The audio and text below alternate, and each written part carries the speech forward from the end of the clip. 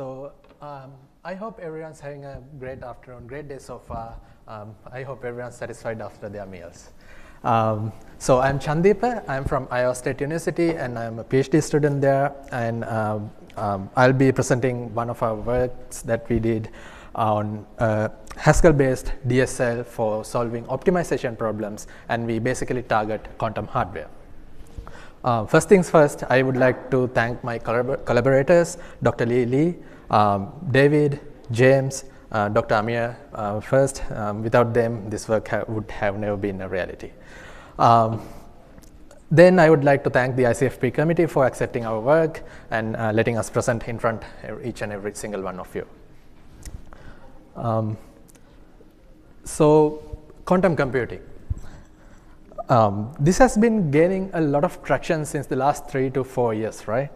You see news every day, like IBM has developed a machine that could host around 5,000 to 10,000 qubits. Google is coming up with something else.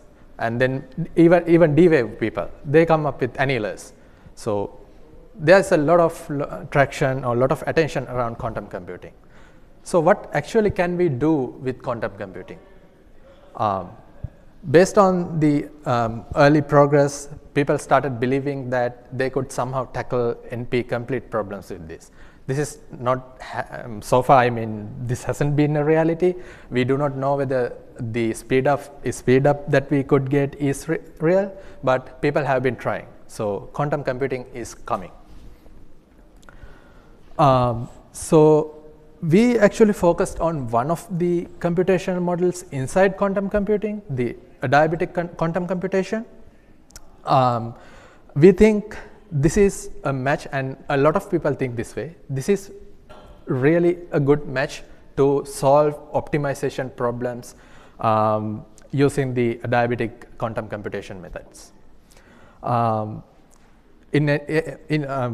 would call Adiabatic quantum computation AQC to be short, and in our work we treat the NP-complete problems as the optimization problem. So basically not the decision problem but the optimization problem. So is this really new? No, people have been actually trying to do this. People are doing this. So what's really new, or why should you look at this work? This is one of the examples that you would get if you go to the D-Waves repository. This is, they are trying to solve a graph coloring problem. So yeah, you might see the word graph, but do you see whether it resembles the graph coloring problem? All you see is a matrix, like a set of weights, all of that. Maybe even specific stuff like chain strength.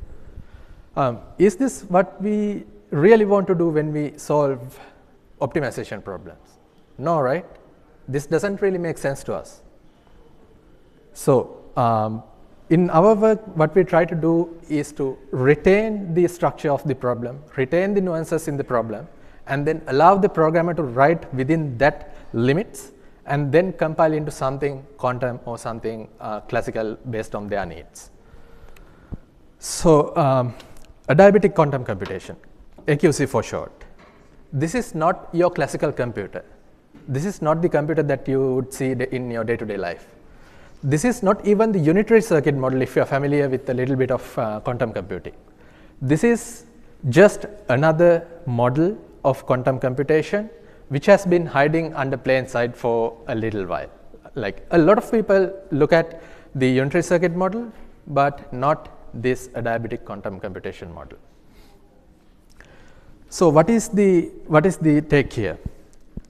In Adiabatic quantum computation, we have something called the Hamiltonian. It is basically the same as the objective function you have in all of your optimization problems. The way you optimize this, the way you minimize this thing is quite different. It's not the same as you would do in your typical constraint satisfaction problem or any of your optimization problems. So what we do, we define an initial Hamiltonian, we define a final Hamiltonian, and then we try to slowly evolve the initial Hamiltonian to the final. The way we do this is actually a natural process. We try to basically simulate this in AQC sometimes. Sometimes we use real hardware to get this done. It totally depends. So the key takeaway here is that you have a Hamiltonian to be optimized, or to capture your problem and then use that to solve your own problem. So we have the Hamiltonian. We have something called the Schrödinger equation. This is all physics stuff. We do not really think about this a lot. This is all background information for you. So usually what we do with when we solve for AQC is to simulate this, use the AQC approximation, and then use that to find the solution for your problem. So you have a typical evolution there. You have matrix exponential terms. This H, the Hamiltonian, is a matrix, by the way. So we do that exponential, use this delta t terms for evolution, and then up until the time period t, and then we finally arrive with the solution. These are pretty much the background information that I would not dive into. Right. So we have an issue with AQC. What is it? We can, of course, solve problems with AQC, but the programmer himself will need to take care of the encodings, the hardware-specific stuff, which he really doesn't have to do if their goal is to solve an optimization problems. So they will have to do these manual qubit manipulations, building different structures for different vendors, different devices. So that's not really our goal. That shouldn't be anyone's goal, to be honest, when they are solving these kinds of problems. So to solve this, we build a DSL, a functional DSL, for solving problems using AQC.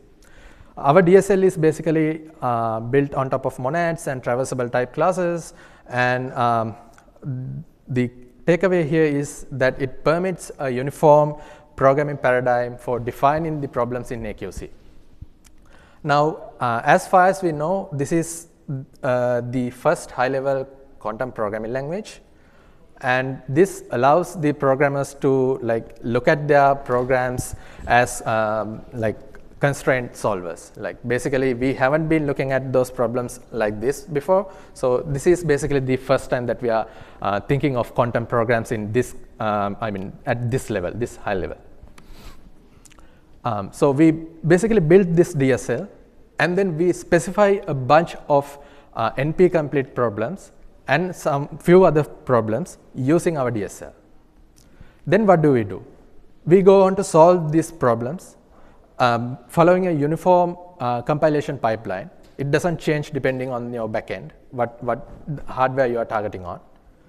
And then we convert them to quantum circuits if you are using Qiskit. And then if you are using D-Wave, we translate it into a D-Wave program. Right, so the DSL itself is a Haskell library, and this allows the programmers to focus on their problems rather than the specific structures in their target hardware. So to get things clear, we have this pipeline. We have an input program.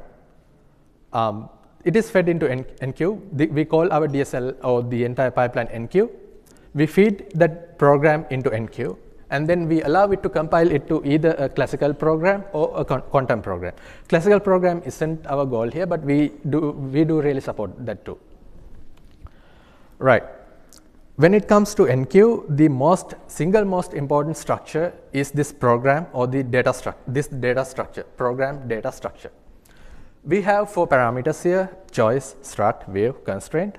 But to know what these are, to define what these are, I would like to go through an example first. So we would basically go through the graph coloring problem. It's basically to say that we need to find a set of, a configuration for coloring the nodes of a given graph without having 2 adjacent nodes sharing the same color. So this is the program that we would write in NQ to solve the graph coloring problem. As you can see, we have defined all 4 parameters there. The first parameter is choices. We set the colors. We set all the colors that we use to color the nodes. That would be the parameter choices. And then we head on to specify these constraints. The constraints are basically all the constraints that we have for this problem. We define it using a mapping here. And the parameters there, the first parameter, basically we have a single list, and the first element is a tuple. So that tuple basically says a node accompanied by a color. And then there's another tuple, B, choice B, that is basically another node accompanied by the color.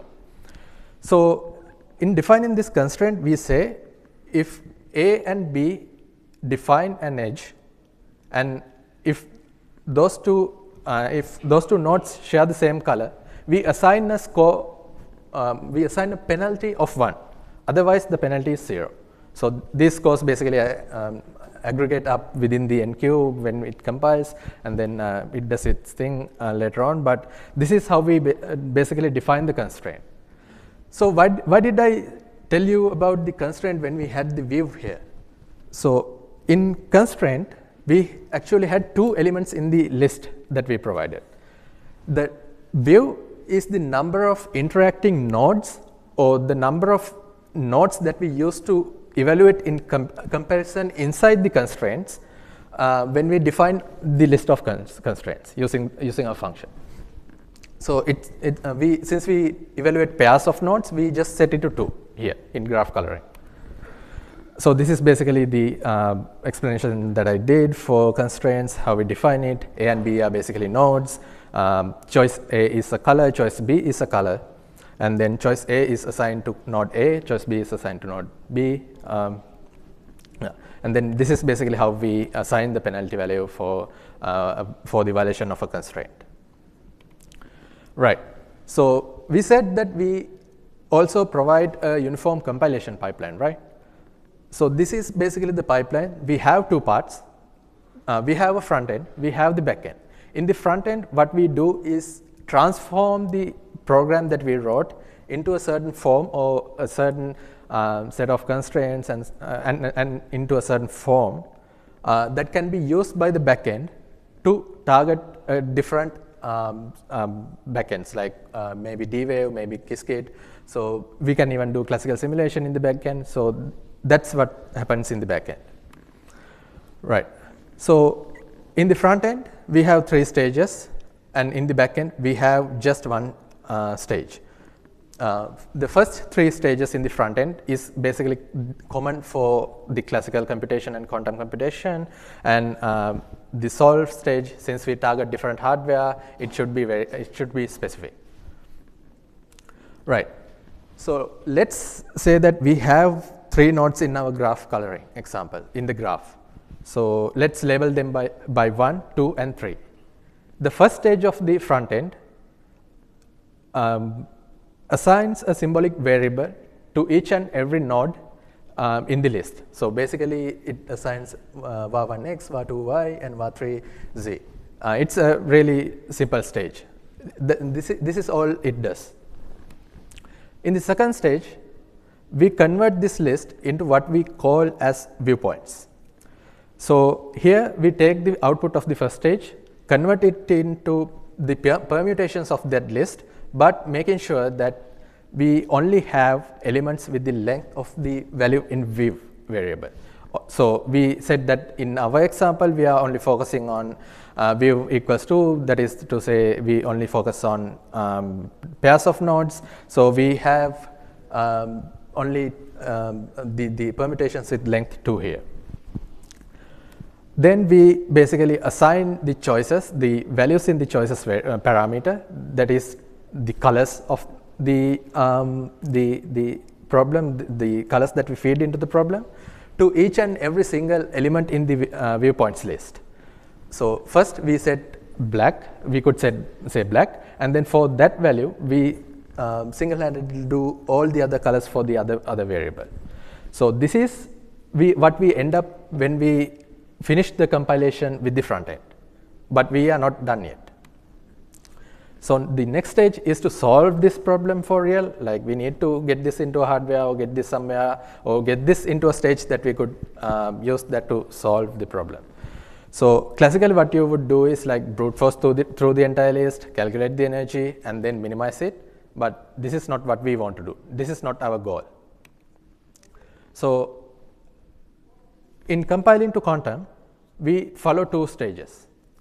The first one would be to like create this superposition state, and then the second stage, we need to calculate the energy or the cost function in a way that it supports the quantum Hamiltonian. So we convert the classical cost function to the quantum Hamiltonian. So when we build the superposition state, we take the output of the front end, the list that you saw, and then for each node, for each choice, basically for each vertex or the node of the graph, and for each color that you can assign, you assign a qubit. You have a single qubit for every pair of those. Then we set each and every qubit in superposition. We do this by typical Hadamard gates that you would see in quantum computing. I would not dive onto those. So then what we need to do is to like encode this energy association or like to convert the classical cost function to the Hamiltonian. For this, we basically go to the list of constraints, and for each and every constraint, for each and every qubit assigned, we assign a quantum operator called poly-z. In our implementation, we use poly-z gates. We basically assign those operators for each and every single pair of these. This operator should be capable of like penalizing the constraint when it is, penalizing when the constraint is violated, and basically depenalizing when the constraint is satisfied. So it should basically give a negative energy when the constraint is satisfied. So by summing up all these energy values or the operators, we come up with the problem Hamiltonian or the final Hamiltonian, and then we can build the AQC Hamiltonian with this. One thing that I should note here is that if you do pure AQC, like without NQ, you will have to build this initial Hamiltonian as well. So we have the final Hamiltonian, but if you are purely doing AQC, you will have to build this the initial Hamiltonian. But in NQ, we have a set of heuristics to define this initial Hamiltonian. So programmer only has to define this final Hamiltonian through the data structure that you saw. So this output Hamiltonian is basically very hardware independent, and it wants something continuous to like evolve this Hamiltonian into the final stage. But what we have in current hardwares or current vendors is the set of quantum gates. So it's a discrete process. So we need a Hamiltonian with a set of discrete gates. We do automatically do this compilation within NQ. We translate this AQC Hamiltonian into a Hamiltonian with a sequence of quantum gates. So this is also taken care of by the NQ pipeline. Finally, we have a Hamiltonian which could run on real hardware. We have a set of gates. We have a Hamiltonian defined with a set of gates. But how do we get this to run on different hardware? We just have the Hamiltonian for now. So there should be a program, right? In order to run on Qiskit, in order to run in D-Wave, there should be a program. So this program we try to we generate within the pipeline after we get the final Hamiltonian. This is basically another simpler, smaller backend. So we did a bunch of case studies. We did equal sum, we did exact cover, we did type inferencing. Actually, we did 5 examples of case studies here. There are certain problems that could not run on D-Wave because D-Wave assumes the initial Hamiltonian by themselves. We can't really change their Hamiltonian in the way that we want. So certain problems cannot be solved with D-Wave. We did solve everything that we could. So We tried NP complete problems as well as those in P. So for type inferencing example or the case study, this is the program that we wrote. We have 4 types. We have the integer type, and then we have a set of mappings, basically going from int to int, or mapping from 2 ints to ints, and then so on. So we define we define the constraint as here. So what we need to do is to determine the types of the expressions at 1, 2, 3, and 4. So we ran this example on dwave. We also did Qiskit. This is the output of Qiskit.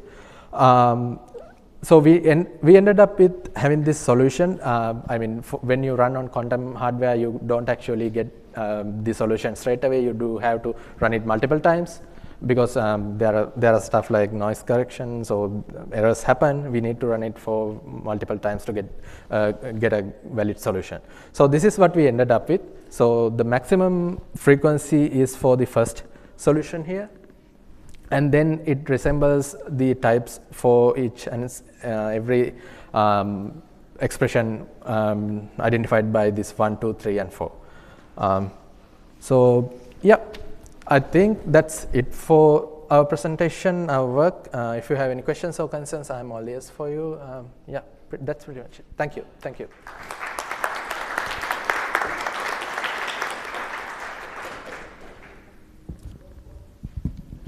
Any questions? Just use the mic though. I'm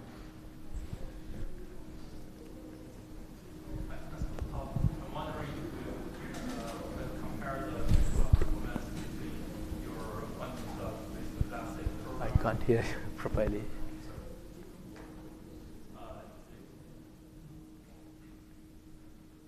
Hi, thanks for the talk. I'm wondering if you have tried to compare the performance between the classic part of the program and the quantum stuff. You always know the performance of the brute forcing, right? What we do is when we compare to when we compile to the classical backend, we try to do the brute force. So we basically have the brute force approach comparing against the other approaches like quantum stuff. But as per the paper. What we did in paper, we didn't go through a comparison between the classical and quantum backends. A follow-up question is, but your problem domain is within NP and with optimization, then why don't you try to compare with some max-stat encoding of the same problem? The thing is, like, you are basically asking whether we did a comparison between like classical backends and the quantum backends, right? Oh yeah. As far as the paper goes, we didn't do a comparison. Like, we didn't have to, because we tried the brute force approach, and our goal was to like define this DSL to like compile into the quantum backend. Okay, yeah. So first, thank you for this very nice work. I'm familiar with this, but so do you have any metrics on like the complexity of the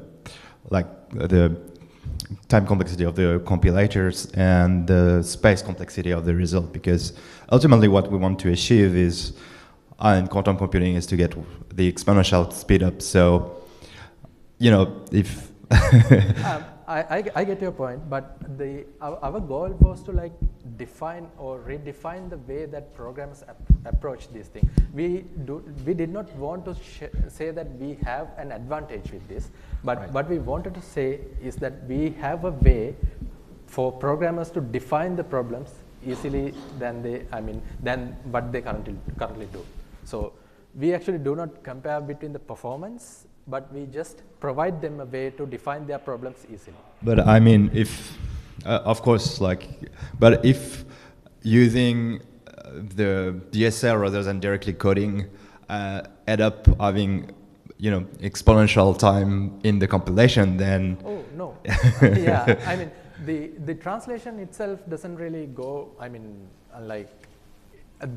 you can't of course like go for very large problems, graph isomorphism, for example, you can't do that for like huge graphs, right? Even with the current stuff you have. But for every single problem that you have out there, like stuff that are like tractable using the current approaches, we can do using NQ. Okay. Thank you. Yep. Okay, we can have one more question while Anil is setting up. I guess I had 2 questions, but the first one was related, but it may be quick. It looked like, so for and please correct me if I'm wrong, but it looked like the assigned choices phase of compilation is potentially exponential in terms of so it's exponential to view in that it needs to select every. Can you simply repeat the question? I didn't get Oh, the sorry. first part of it. The assigned choices phase in compilation, because it has to list out all the combinations of qubits and options of size view, is it not exponential in view, or am I misunderstanding something? I mean, if there are a huge number of choices, if there are a huge number of like constraints, it's going to be, of course, like a huge. I mean, by the number of input, I mean the size. By the size of input, it's going to be exponential. Yeah. Once again, the goal here is not to look at the performance or anything like that, like not to look at the complexity. But what we try to do is to provide a way for the functional programmers, or basically the programmers, to define their problems in a way that is better than the current one. Yeah. Basically use the semantics in the problem to define their problem. Yeah. Properly. Is there enough time for a second question, or? I think we need to move on. All right, I'll catch you later. Thank you. Okay, let's thank the speaker again.